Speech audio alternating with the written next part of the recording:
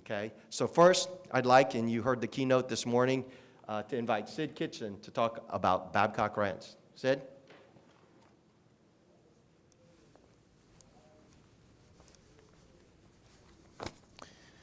Thanks a lot, Ben. I appreciate it. It's a pleasure to be here today to talk about something that's very appropriate, particularly with IBM, is I think been focusing on. Also, it's an honor to be with working with and speaking with you, Joe and Roy. I really enjoyed hearing what you had to say this morning, and Roy, look forward to hearing more from you later on. It's interesting because both of them actually have more experience and expertise with IBM Rational Software than I do at this point. What separates us is that these two guys are responsible for over 10 million people, whereas at Babcock Ranch we're going to have 50,000, and they haven't arrived yet. So they really are doing it real time over there. And you know what they're working on, which I think is amazing, is these existing processes that are rational and interconnected within existing cities. It's very different than what we're doing with a greenfield, working from the ground up. You know, and Ben, I'd like to start, if I could, with a quick comment about what this quote that you just brought up here, how you can fix it now on a drafting board with an eraser, or fix it later with a sledgehammer. For the record, and our company and some of the guys who work for me will agree with this. There's a third choice. You can fix it now on a drafting board with a sledgehammer, and we certainly have had meetings that have been just that. But I'll tell you, it's been very, very gratifying for us right now where we are at Babcock Ranch, because first, you know, we had to start with the purchase of this 91,000 acres, and it was an incredibly complex process, and our entire organization just worked for over a year, 7 days a week, putting this together. Enormously complex, with a lot of stakeholders and a lot of people that were involved. We were not the first to try and buy the 91,000 acre Babcock Ranch. We were just the first ones to actually succeed. And I think part of our success came from the fact that it was part of our vision to preserve 80% of that ranch.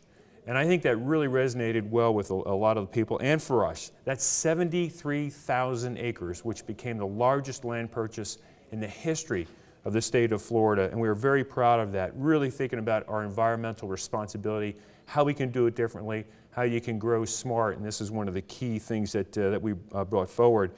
The other thing we did was create a private-public partnership to manage that 73,000 acres. And I think what made that unique is the fact that what we said is let's manage this preserve without having to go to the taxpayers. It was an existing ranch that was earning revenues, and we said let's continue that, and it kind of a novel idea here. Let's use those revenues and keep it in the pristine condition that it is in today. And so far, here we are in the midst of a very serious recession, or were in the midst, and it's doing well. We haven't asked for any money from the state legislature, and it's been holding its own. So that has been very successful. Also, we have worked through our entitlements and the permitting process, and it's really been quite a journey over these last 4 or 5 years. And at this point, we have finished all that permitting and entitlement process. But in order to make that happen, we really had to build a consensus among all the stakeholders that were involved. And that included the environmentalists, community leaders, neighbors, and politicians. In fact, one of the things that we did is when we first designed the master plan, we held a series of charrettes. And this was very interesting because we had no idea how many people in the community were actually going to come out for this. Well, it turns out hundreds and hundreds of people came and participated in helping us design Babcock Ranch and what it would become. It was very successful, and we were very proud of the fact that actually came through and happened. The other thing that I think we did that really made a difference was we minimized the impacts on the habitats and the natural areas of Babcock Ranch. And most of the areas that we actually disturbed were areas where there's existing farming and ranching. And we kept away from those areas that were left alone. So what happened was out of the 17,000 acres that remained, 50% of those were left as green space. So all in all, out of the 91,000 acres, 90% of Babcock Ranch remained in green space and open space.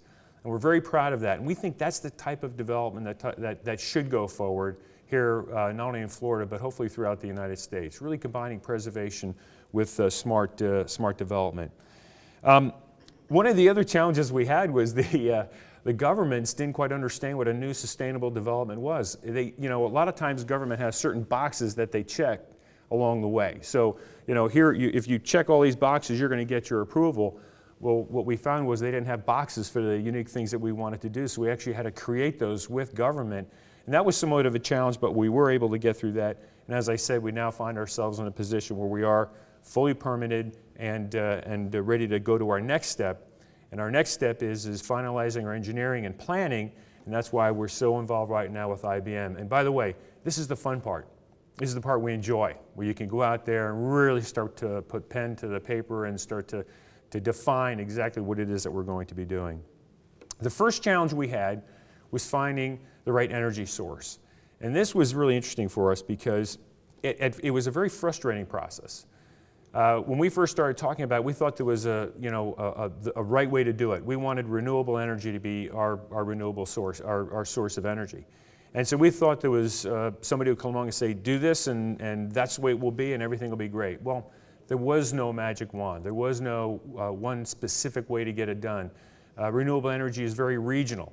And so for us, it became obvious that solar would be the way to go because, after all, Florida is the sunshine state, so it just made sense for us. And so Babcock Ranch will be the first 100% solar-powered city in the entire world, and we're very proud of that. And Florida Power and Light has committed to build a 75 megawatt solar power generating facility. The next largest, by the way, in the United States is 25 megawatts. This is photovoltaic, and we're going to be 3 times that size. So in addition, what they're going to do is provide solar for both rooftops and solar kiosks for electric vehicles. And it's interesting, where at lunch today, somebody asked me, they said, well, look, tell me how this works. I mean, it gets dark at night, you have clouds that come over, and it was a very, very good question. 100% solar power for us is that we will be putting more solar power into the grid than we're actually taking out. Because right now the storage capacity is not there for solar energy. However, it is our goal over the next 5-10 years to be able to create the technology within Babcock Ranch to be able to have that storage. And that's why, really, when you look at Babcock Ranch, we want it to be a living laboratory where companies can come in, try these new technologies, and we really hope that storage is one of those, because once you solve that riddle, once you have solved the storage issue, you really are going to change things dramatically here in the United States and around the world. So again, creating that living laboratory and giving companies the opportunity to take those technologies and actually put them into action.